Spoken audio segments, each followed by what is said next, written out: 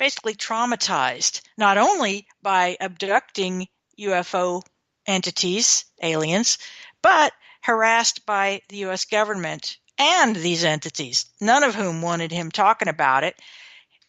And again, I've met the man. He seemed genuine and sincere. He has an incredible amount of documentation, still photographs, video photographs or film. He's had data downloads where he's gotten information that he couldn't possibly know based on his education and background that has proved to be true. He's had messages on his answering machine back when we had answering machines. He's had a letter mailed to him as a star seed, a person incarnated to uplift the generation's awakening to this new consciousness to go take us into 5G reality. Which is coming. AT&T was advertising their first experience with it today. Oh, I'm sorry, I misspoke. Not 5G, 5D, 5-dimension. Okay. That is a completely different thing. Completely different thing. And I'm so glad you mentioned that, because that would be awful to leave people with the wrong impression. Let me go back to what I wanted to say, and then we'll go on. If you want to segue over to 5G, I have a lot to say about it too. I'm sure you did too. But yes. 5D, the idea is that there's this mess, that the Earth in the solar system, in the galaxy, is on a path around the center of the universe. And our solar system is in a path around the center of our galaxy. Everything is whirling and spiraling around these central axes. And that what happened on December 21st, 2012, at the end of the mile-long count, was that the Earth, the solar system, reached the furthest away point in an orbit around the center of our galaxy. And so that now our solar system is moving back toward the center of, or closest approach, the center and the closest approach to the center of our galaxy. Think of an oval racetrack. On December 21st, 2012, the solar system was at one of the long ends of that oval track, furthest away from the central point. So now, and that's an exaggerated case because these ellipses in space are not nearly that pronounced. They're much more circular. They're not elongated like a racetrack, right. But it's a good analogy. It helps you think about how that really works mathematically. And the fact that it's a real phenomenon, it's not just made up. This is a real fact.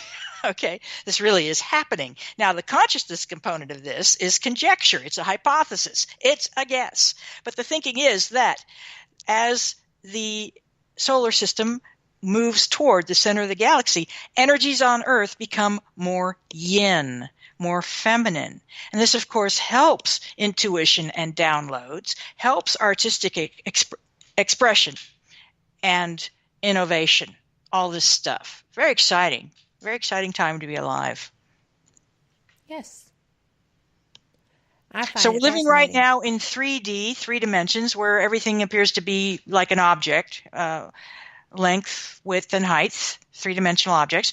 4 dimensions is time, and it's a state of consciousness where it's thought that ghosts and other paranormal entities live very close to 3D, and people with open perception actually perceive into 4D, and sometimes those entities can bleed over into ours. I'm no expert on that mechanism by any means, but I've heard it described. The idea with the consciousness raising toward 5D is that there'll be a rapid transition as part of this circling motion of our solar system around the center of the center of the galaxy. That part of that consciousness raising has to do with going through a part of space where the physics will take Earth from 3D, basically jump over 4D as I understand it, and land us into 5D, which is a lot like 3D except more so. Colors are more vibrant. What is the basis for that? What is the basis for that theory? I mean, do you mean who originated it? Who originated it, and it sounds cool, but How long does that process take? Well, these are all great questions. I have heard about it for decades, literally, but lately I have heard it from individuals in Spain who claim to be channeling the same extraterrestrial being who is being channeled in the Czech Republic through a homemade Ouija board about a variety of paranormal topics, and the same entity featured in the Alien Interview, who allegedly was captured by the U.S. military after a crash around the time of Roswell, if not Roswell itself, and interviewed telepathically by a female military nurse who transcribed notes and was able to keep all of the interview notes in the confusion that surrounded the end of the interview process. And I'll leave readers to read that book, and I won't talk any more about that. That was all fascinating. So this being is revealing again that well, I forgot exactly where we're going with that. Kat, help me out here. Well, no, I was just curious about how long that cycle takes Oh, to right. go back through whatever area this is being supposed to channeled by be. these people in Spain. Thank you so much. This same being called Oli, O-L, capital L, small I, small E, in case you want to look this up. Oli, from Pleiades, is telepathically channeling through all kinds of people, apparently. And there's a woman in Spain who has a working partner, a team basically, and has contacted another woman in France channeling the same being. There's a network of people being developed, apparently, or developing, who are channeling the same being. And the people in Spain are saying they had a series of YouTube lectures that anybody could go look up, 8 lectures, I think, in all, talks about what was channeled by what this being wants us to know, and specifically about this consciousness shift from 3D to 5D, the thinking being those who are not ready with elevated consciousness will be left behind on the prison planet, which is Earth in 3D. So a I whole know new that's a lot to definition wrap of your the head rapture. around. And I don't know who originated that. That's a great question. It's certainly worthy of looking into, for sure. Absolutely. But that's a whole nother explanation for the rapture, Is it? if that were to happen. I'm no Bible The scholar. rapture Say is more. where the Christ followers all, disappear in one fell swoop, leaving behind those that don't believe, and they go through trials and tribulation. The people On that Earth. stay. Uh-huh. And so it sounds like a different theory being espoused to support should something of that nature come about. Well, you've heard about ascension, right? I have. I'm very aware of ascension. And David Wilcock has his ascension studio or studios, right? So is ascension a literal thing like what you're describing with the rapture, an actual physical beaming aboard of people a la Star Trek, or is it a metaphor for a shift of consciousness, which is really kind of what the Oli being seems to be implying? Well, I Although go with it's the not shift of clear to me. consciousness on my part. It's not clear to me what happens to the physical Yeah. body when you go to 5D, if you take it along with or what. Well, I would guess that you wouldn't really need it. I don't know. I don't know either. Be More interesting to to find come. out. More to come. Indeed. Uh, there's But always it something is to an talk interesting about down on topic. I love Ufology this stuff. Street. I know. There's always I something to love talk this. We about go down down on. the rabbit holes all the time. We do. And not only Ufology Street, but Conspiracy Street. Big doings. I've been looking at images from NASA, our good old pals over at the National Aeronautics and Space Administration, a federally funded organization.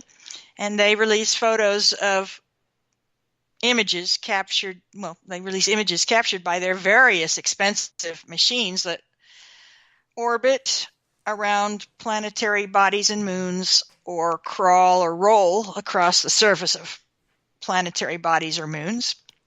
And they send back these images. Many people know they can see NASA images, but some people may not know. You can see NASA images all over the place, especially at NASA. So we have amateurs and professionals off duty combing through every NASA photograph, looking for some anomaly. It's a favorite pastime and has been for decades. And there's plenty of anomalies to be found. And so one lately, which I hadn't heard of before, it may be common knowledge to a lot of your listeners, and I'd be curious to know what they think about this sort of thing. I knew there had been a tower discovered on Mars casting a shadow. Based on its shadow, it was very, very tall and spindly. Now, it could be a rock formation or some sort of mineral, volcanic vent. I mean, there are plenty of ways to explain anomalies on planets and asteroids, okay? I'm an astronomy buff. My science degree is a master's in computer systems. I'm an avid reader. So, I get all this. But the image I'm talking about from Mars, from NASA, 3 mile high or more than a mile high towers that are aligned miles apart in the same way that the pyramids of Giza are aligned, which is the same as the star pattern of the stars on Orion's belt in the constellation of Orion. Fascinating. Orion sure does have his belt in a lot of places. He does. And I saw a film of these 3 features, tower-like features on Mars, from a guy speaking Spanish, and my Spanish es no bueno, not very good, but I could pick out a few words, and I got the gist of what he was talking about. It looked like he was taking layers of, in other words, it's not merely 3 of these lined up. There are patterns of 3s on in a sort of the same area or field, plane of Mars, a region. So there's clusterings of these things, or they're splattered about, and he framed 3 and then framed 3 more, and he superimposed them on each other, and he rotated them so that they lined up perfectly. Now that can't be that could be natural. I shouldn't say that can't be natural, because it could be natural. But you want to talk about a 0.99999% of something not happening? That is that kind of statistic. I'll pull that out of the air. I'm telling you right now, that's statistically improbable. That's what we say about stuff like that. Improbable. Absolutely. But towers on Mars, towers on the moon, mines on the moon, vents on the moon, all kinds of things, tubes. Have you seen the latest thing that supposedly was out of the Chinese pictures that were coming back from the moon? It's a structure. Mike Barra posted it today or yesterday. Oh, I didn't see that. What did it look like? It looked like a craft. Oh, that kind of a structure, not a building, a craft. It could be a building designed to house a craft. Oh, right, because it looked clear or reflective. What's the name of the person posting? Mike Barra, Bara. Okay, in case anybody wants to go look that up. Yes, and love that stuff. Love that. Thanks for posting. Person on Ancient Aliens, and he does a lot of other things as well. And he's just a fascinating guy because he really doesn't give a rat's butt. So my favorite kind of researcher. He is. I know. I enjoyed him so much at Contact in the Desert because he just shared everything. And nice. Then I saw him again at Alien Con, and it was just even better because he had, a bigger room, bigger screens. You could see it a little better. Oh, yeah. And, of course, Contact, you're actually up close and personal. But they did a pretty good job with both of those events, being able to see the presentations very well. And he was amazing. Well, when you talk about being able to see something well, this came up in discussion today with my geeky roommate, who is also a computer person and has been recently getting into the whole UFO thing with fresh eyes. which is You're interesting going to to have to tell me watch. in a minute.